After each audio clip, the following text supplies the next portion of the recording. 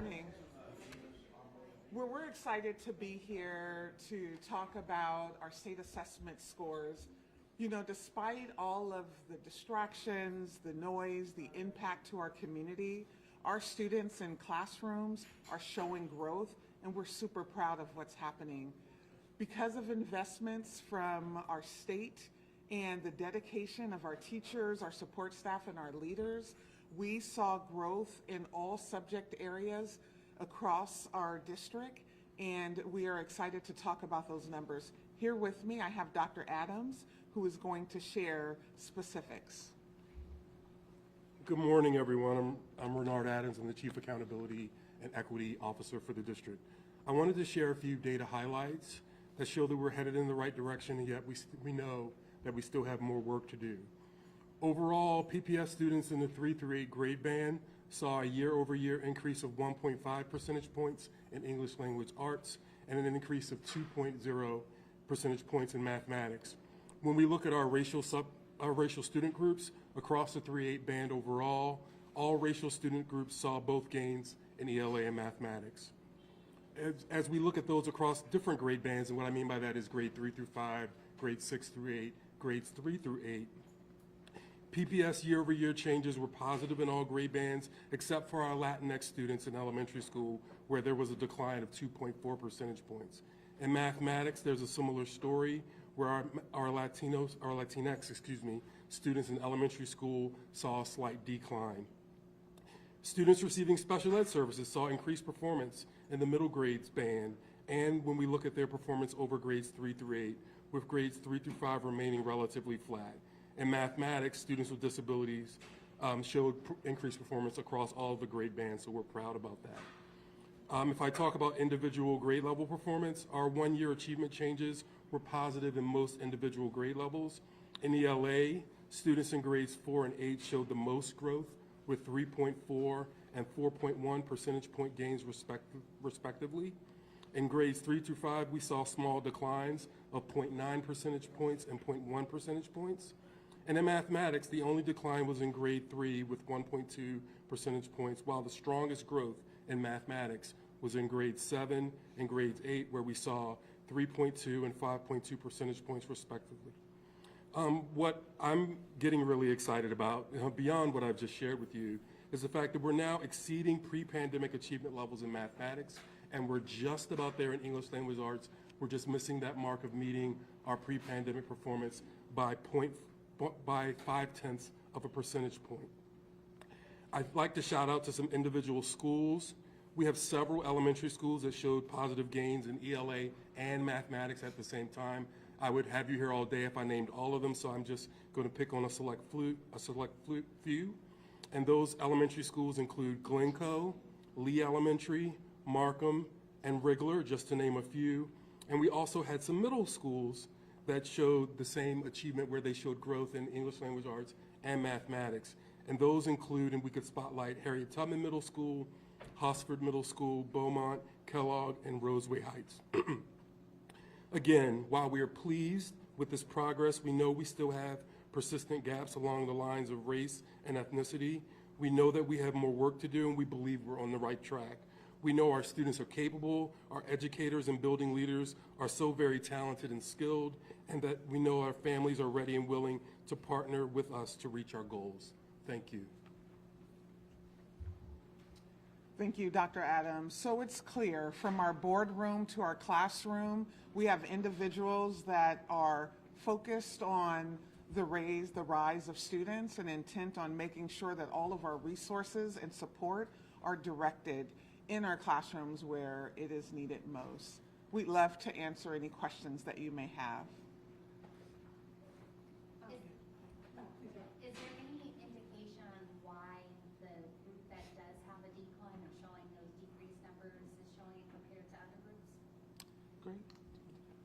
That's a great question. It's one of the things that we're working to unpack. I know that we want to make sure that our Latinx students and our multilingual learner students, our students that don't speak English as a first language, are showing improvement. And so we see this we use data as a flashlight to let us know where we need to examine, and the teaching and learning team is doing just that work.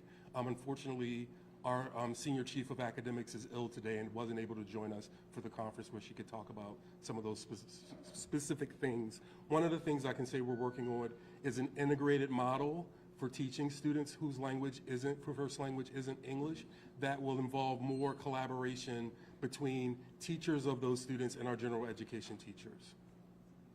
Dr. Adams, I know you briefly spoke about the racial equity gaps between outcomes for different students. Can you just kind of briefly expand on why that is and what the district is doing to tackle this challenge? Well, I think we still to this day see the remnants of systemic racism, right? We know that there's a color line, and the browner the student, it appears wherever I've been, the less likely they are to be close to academic justice with their white peers. And so what we continue to do is work on our racial equity work, understanding helping staff through training understand where their biases may be, and we continue to insist that everybody hold themselves and every student to high expectations. It's inside out work, right? There isn't a boxed thing we can implement that's going to absolutely change that. It's individual work at the individual teacher level, at the building level, at the central office level, to really get in a stance where we know our students are capable and we know we're capable of getting them where they need to be. And then statewide, numbers show a dip in proficiency for 4th and 5th graders, and those were students who were in kindergarten doing at-home learning for COVID. So where does Portland see the most room for improvement, and how does the district plan to address that? Sure, I believe we see, again, the most room for improvement for our COVID babies. As they matriculate through school, we're trying to do a lot of academic recovery. That's why we continue to provide summer acceleration programming and things like that for targeted students. It's also why we made an investment in teacher interventionists at middle and elementary grades, where we saw students, those positions were allocated to schools where we saw students that had the most need. So we understand that we have some challenges. We understand that our COVID babies are coming to us with more screen time sometimes than teacher time, and we're working to try to close those gaps. What I'm excited about, again, is districts across Oregon and across the country are trying to get back to where they were pre-pandemic, and we're doing that here in Portland. So I'm excited about that. That's not me saying that pre-pandemic performance was enough. It's me saying it's a bar that we're all across the nation trying to get back to show some academic recovery. And then how independent is each school district from OD's policies? Could you unpack the question a little bit more for me? I guess like creating policies, do you have to listen to what OD says, or kind of are you independent in creating your own policies for student success? Well, we follow their framework for accountability, which comes first from the federal Every Student Succeeds Act and flows down through the ODE. And so we have a lot of leeway in how we do it within some guidelines. They don't tell us what curricula to use or for our teachers to use. They do ask us, however, to revise and bring in curriculum on a cycle. And so we work within the bounds of all the Division 22 ODE requirements to make sure we're providing quality education programming for students across PPS. I know there's like disparities also in achievement between schools. So, some schools have achieved more on the OSAS than other schools. I'm curious how PPS is leveraging, the schools that have found success, Harriet Tubman, Rigler, et cetera, to, help those schools that maybe are not seeing as big of gains and what that looks like. Sure. So I would like probably to invite Dr. Isaac Cardona, our Chief of Schools, up to talk about the professional learning work that we're doing with our building leaders. So we've already begun to highlight some of the work that we've seen. The principal of Harriet Tubman got to lead some professional learning at our back to school leadership for principals. And so highlighting the work that they were doing, both with instructional leadership teams, coaching and developing teachers. So it's been very exciting to learn from folks that are already seeing great gains over the course of the past year. And we're keeping that going. So every month we pull together principals to be in each other's buildings and learning best practices. And then from there, they go back and incorporate those into their own classrooms.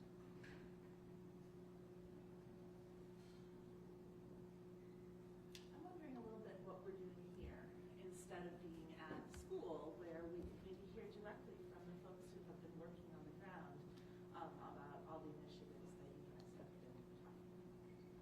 Yeah, so you're talking about our teachers as our primary sources. Sure, or reading interventionists, or principals, or instructional coaches, which I know Dr. Adams has named as a key piece of the strategy here. Yeah, absolutely. Well, so I think the way that I can answer that, I think if I understand your question, is we are utilizing our resources, hearing directly from staff about what they need in order to stay focused on grade level standard aligned work. And so through listening sessions and conversations, we've heard from our educators that, we learn best when it's from our peers, right? And so making sure that we're listening and responding to the instruction and support that our folks in the classroom need, and then making sure that we keep the conversation centered on progress for students. Like we mentioned earlier, the investments from the state on early literacy has been significant. When I think about the way in which we respond to supporting around English language arts, or what we also like to just say is literacy, is making sure that we have high impact tutoring happening, which is all about frequency and consistency, making sure that we are targeting students who could use that support. And so we have interventionists, we have tutors, we have different models that get at the heart of the work around growing our students' proficiency in those areas. And I'm curious, Dr. Armstrong, since you bring up the state, what else would you like to see, or what else do you need from the state? Because obviously, though PPS has bested state averages, there are certainly significant pockets of students that remain far below their peers. So Yeah, absolutely.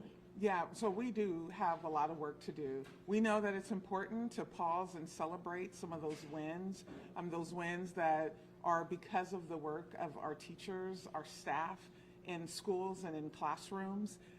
And we also know that we continue to be under-resourced as a district, right? So despite what's happening in our city, despite some of the resources that we're lacking, we're still seeing progress. Small numbers, right? Still worth a celebration. I will say that I stand before you waiting and hoping for that day when we can talk about 10 to 15% growth, or when we're talking about 100% of our students achieving. And in order to do that is making sure that we have the resources that we need to continue the work of teaching and learning in our schools. So that's how I'd answer that.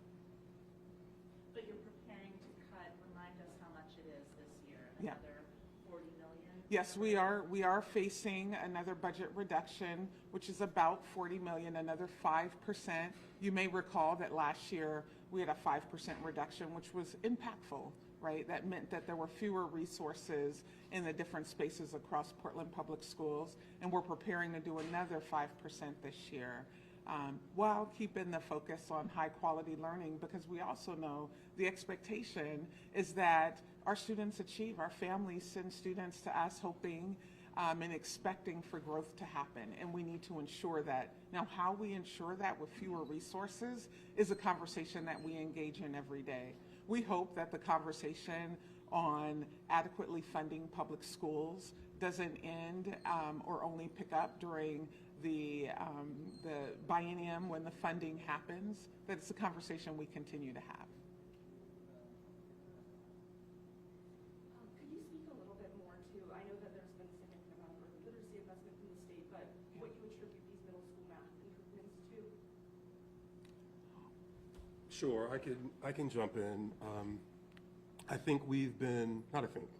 What we've been doing is we created a unified vision of what teaching and learning looks like with our teachers. We call that our instructional framework. So it lays out what we expect to see in every classroom for every student every day.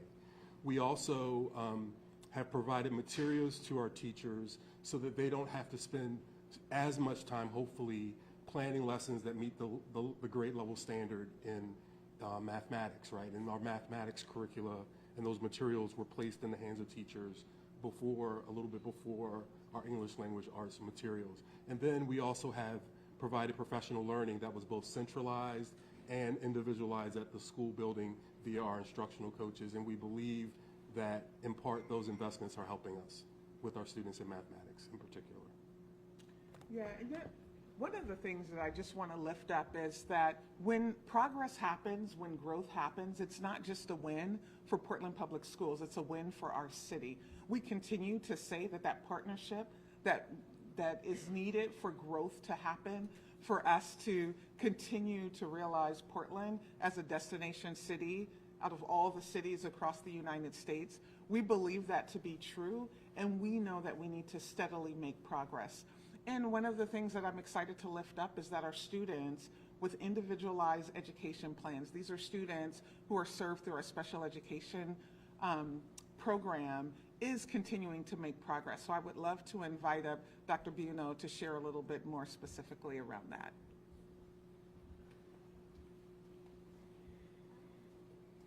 Yeah, good morning. Jay Buno, Chief of Student Services. We're excited to see growth with our students with disabilities. It's a comprehensive focus, and so what I mean by that is students with disabilities experience the general education curriculum, so the curriculum's in the core classrooms, and the more that the students' disabilities are included in that instruction, the more growth that we will continue to see with them, along with the supports, the special education supports that we provide. So focusing on the implementation and access to the high quality instructional materials, the grade level standards line materials. In addition to that, our learning and our support that we're providing for teachers across the system. So we're really excited about the growth of our students with disabilities. At the same time, we recognize we have more work to do. We want our students with disabilities, our students who receive special education services to be able to experience and engage in the same opportunities that all students do, and then the only way we're going to do that is continue to focus on having them included in the core instruction and part of the general education curriculum. So.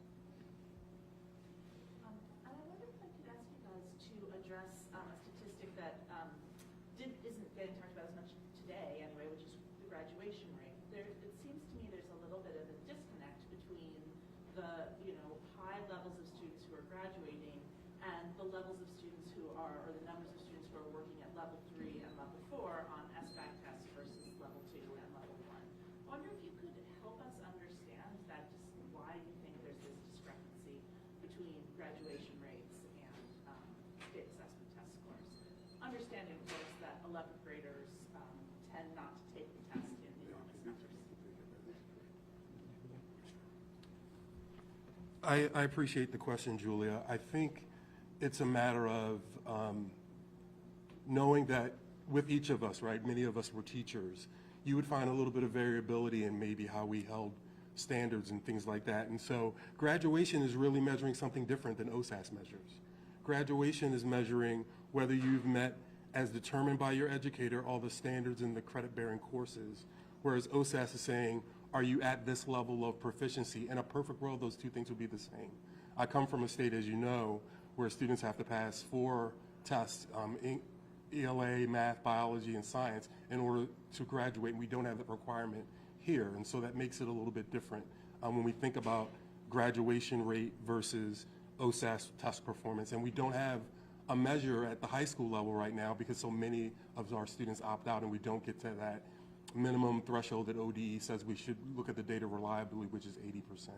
Can I ask you guys about the opt-out culture here in Portland? It's not, I was looking at some of the participation rates across large districts yesterday, and PPS is in that sort of 91 to 94% range for 3rd through 8th graders-ish, right? Mm-hmm. But how does the district message to parents that this is important and that you want, as I assume you do, you want their kids to sit for these tests? Well, I think, it is the opt-out culture. Parents have a lot of choice here in Oregon.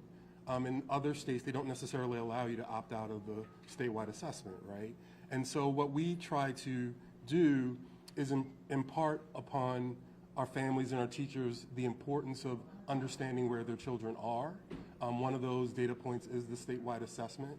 And we try not to overemphasize it because you don't want people getting anxious or nervous. We want them to feel like this is an assessment, but I've been doing my work in my classroom. I should feel comfortable and confident as a student that I can be successful on OSAS as well. And so We do all the things that I think a good district would do in terms of trying to impress the importance of the assessment without overstressing it. And then we also, as required by ODE, do have to notify parents that they have the option to opt out.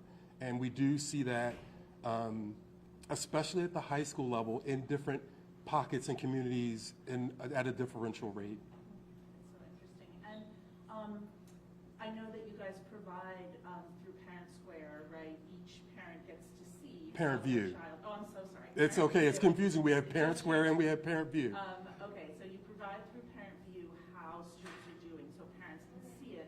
I'm just wondering, are they notified that those results are in there? Like, is notification going to go out?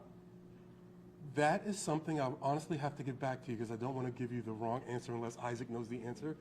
And he's going to come on up and get the phone a friend. Yes, I'm a parent here in the district, and we did get an email saying, hey, we're going to have OSAS results released later this week. You can check your Parent Square, Parent View to get access to those results. And so parents are notified that they are coming out, and they know it's going to be in this current week. Great, Yeah. okay. I'm a high school parent, so I haven't gotten that yet. Okay. Do we have additional questions? Can I briefly piggyback off of one of Julia's questions about graduation grade? I'm just curious, so there's obviously this test that kind of tells you, or should indicate to a student whether or not they're college and career ready, and then you're saying that the graduation rate, is something completely different, but also doesn't graduation kind of technically indicate that you will be, successful later on in college and career? So I feel like how do you square those two numbers? I know you say they're different, but I feel like they both kind of indicate ultimately the same thing. Sure. What I would say is no single metric or descriptor can, in my mind, adequately and completely capture the potential of a student. I can tell stories of students who didn't have great GPAs in high school, who went on to community and four-year college and were successful, right? And I can tell stories of students who were highly successful in terms of their grade point average in high school, who didn't necessarily meet with success in college and may have left college early. My son was one of those kids, straight A student, and then college suddenly was a barrier for him. And so I have firsthand experience in understanding that disconnect, and it's something that we continue to study and think about because we understand it is quizzical. When you think about, oh, you didn't perform to the state standard on this assessment, and you're performing and you're getting A's and B's in class, and what is that disconnect? And one of the ways we're trying to address that is by implementing standards-based grading. Thank you. Dr. Bruno, I wonder if I could ask you another question. I wonder if you could give us an update on the neighborhood inclusion model. I know that the rollout was slowed down a little bit. Yeah. How does that stand this year with special ed, and where do you see it going in the years ahead? Yeah, no, thank you for the question. We're very excited to continue to focus on the neighborhood model in our, so we have 8 elementary schools that are doing that work. And so what that means is that if you're a student with a disability, you attend the neighborhood school that you otherwise would. In special education, sometimes IEP teams make decisions that students would receive some sort of specialized programming, and up until this point in Portland, we have provided sometimes that programming at other schools. And so in this model, or in this way of doing things, we have brought the services to the neighborhood schools to support the students so they can be and will be a part of their school community, which is extremely important. And then you combine that with access to core resource and instruction in the general education classroom, and we have seen significant growth and support for the kids. So getting to the answer to your question, we continue to focus on helping to support those 8 schools, and we are excited to be able to talk about expanding that as we move forward. Ultimately, we would like to have and ensure that that's the model we implement across our elementary schools in Portland. We have time for one more question. I believe this young lady had one. Yeah, I in the wanted to background. see if there was any correlation with the cell phone free zones and maybe kids focusing a little bit more. Is there a correlation between the increase, the positive increase in grades that we've been seeing? Would you say it's somewhat connected, or could be? That's a fair question. I don't know if we have the data yet to analyze that, but what I can tell you is that so far in all of the buildings that I've been in at the secondary level, when asked about the cell phone policy and what differences people are seeing or experiencing, they're talking about fewer incidents of, distracted students. They are having conversations at lunch. They're talking to each other. What a novel idea. And that students are reporting that they're feeling more engaged in schools. Now, what we do plan to do now that we are 2 years into the cell phone, but though 1 year or the first year of like full implementation across the schools, we will be looking at data, doing some surveys and collecting, and I am suspecting that in future years we'll be able to see just the difference that made. I would say the number one thing, as I said earlier, that explains our growth is the fact that our teachers, our leaders, and our support staff are focused on grade level standards aligned work in the classrooms, that they're supporting students, they're providing the resources that's needed for students to get on track. We call that tier 1, which is like level 1. What do we want to be true for every single one of our students? We also know, though, that when focusing on tier 1, there's other students where that grade level standards aligned work isn't making a difference, or students may struggle. And that's when we then move to a tier 2 or like a step 2, where we provide interventions and support so that that student could access all of the things that they would be able to access at that first level. And so that is our focus. That's our why. That's our conversation that we have every day, right, for our learners. So I appreciate the question. And I think ultimately the way that I will close is the way that I began, which is that we're excited about the work that's happening in our classrooms. We believe so very much in the city of Portland and all of our schools across our district. And while we're not at 100% across the board, it's exciting to know that in the city of Portland, our students are making progress. And I believe will continue to make progress as a result of high quality teaching and learning. So I thank you all for coming out and appreciate you.